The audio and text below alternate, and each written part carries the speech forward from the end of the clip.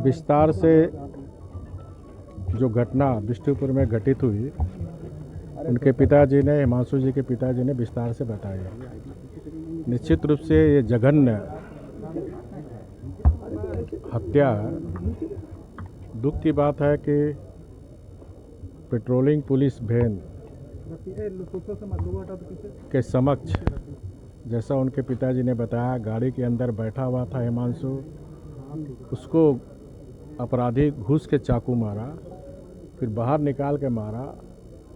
और सबसे बड़ा दुखद बात है कि जो पुलिस प्रशासन, पेट्रोलिंग के अधिकारी खड़े थे, दोनों हमारे हिमांशु और प्रत्याशु दोनों ज़मीन पे तड़प रहे थे और करीब करीब आधा घंटा तक तड़पता रहा। पुलिस में मानवता भी नहीं थी कि तुरंत उसे एडमिट कराकर, क्योंकि अगर एडमिट कराया जाता तो ना आज हिमांशु हमारे बीच रहते और प्रत्युष जो पश्चिम बंगाल में आज मौत और ज़िंदगी का संघर्ष कर रहे हैं, उससे बच सकता था।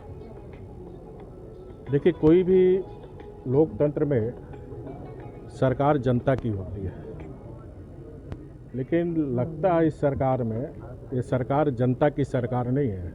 ये गुंडा, मावाली, बालू माफिया, पत्थर माफिया, कोयला की सरकार है।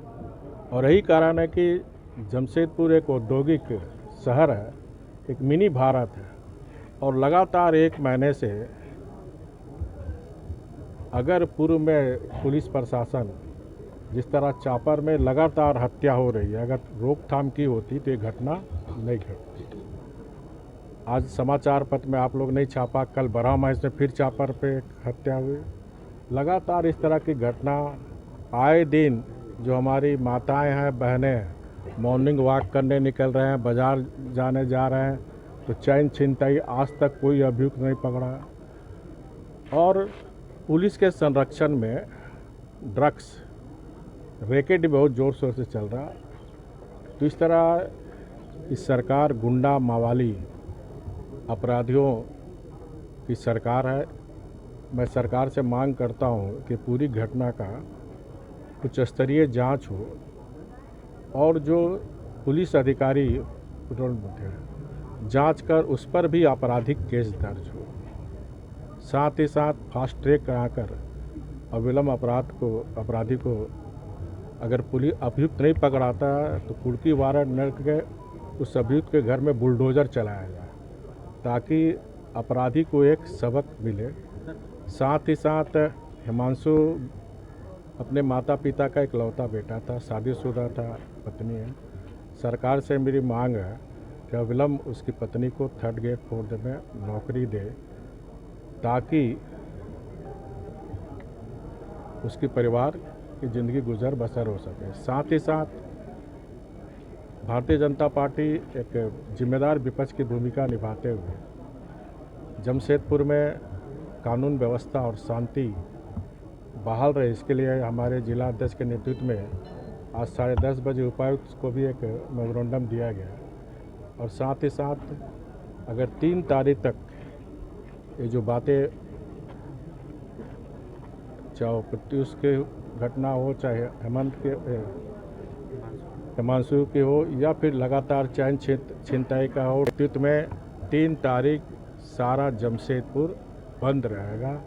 जमशेदपुर की कानून व्यवस्था और शांति के लिए मैं आदित्यपुर के लोगों से भी अपील करूंगा, 3 तारीख की बंदी में स्वस्फूर्ति हमारे जमशेदपुर में कानून व्यवस्था, शांति बहाल रहे, स्वस्फूर्ता बंद रखे। मैं सभी व्यापारी घराने, टेम्पो, बस यूनियन, छोटे दुकानदार, बड़े दुकानदार, सभी स्कूल, कॉलेज, बैंक, LIC से अनुरोध है कि शांति व्यवस्था, क्योंकि किसी भी सरकार की पहली जिम्मेदारी होती है आम जन की सुरक्षा। जब हम सुरक्षित ही नहीं रहेंगे तो इसलिए कानून व्यवस्था और शांति बहाल के लिए जमशेदपुर में 3 तारीख को स्वस्फूर्ति बंद रखा। सरकार ने अभी तक जो कार्रवाई की है उसको कुछ एक्शन लिया, मैं उन्हें साधुवाद देता हूं, लेकिन अगर एक्शन पहले लिया होता तो हमें लगता है कि जमशेदपुर की कानून व्यवस्था स्थिति नहीं बिगड़ती। आपको याद होगा 3-4 महीना पहले एक व्यापारी का किडनैपिंग हुआ था किस तरह, और चापर वाली घटना लगातार घट रही है। झारखंड देश का मुझे लगता है पहला राज्य है जो हत्या के मामले में अन्य राज्यों से अव्वल है। हत्या इतनी ज़्यादा झारखंड में हो रही है, वो दूसरे राज्य पीछे है। तो ऐसी स्थिति में मुख्यमंत्री से मेरा अनुरोध होगा कि कानून व्यवस्था को सुदृढ़ करें, पुलिसिंग सिस्टम ठीक करें। जहां आप एक तरफ ट्रांसफ़र पोस्टिंग में पैसा लेके ट्रांसफ़र पोस्टिंग करोगे, काबिल अफसर अगर आप नियुक्त नहीं करोगे तो निश्चित रूप से इस तरह की घटना होगी। तो राज्य में शांति व्यवस्था बहाल, कानून व्यवस्था बहाल रहे। माननीय मुख्यमंत्री से मेरा अनुरोध होगा कि पुलिसिंग सिस्टम या फिर जिला प्रशासन के सिस्टम को चुस्त दुरुस्त करें ताकि झारखंड में अमन चैन शांति बहाल रहे।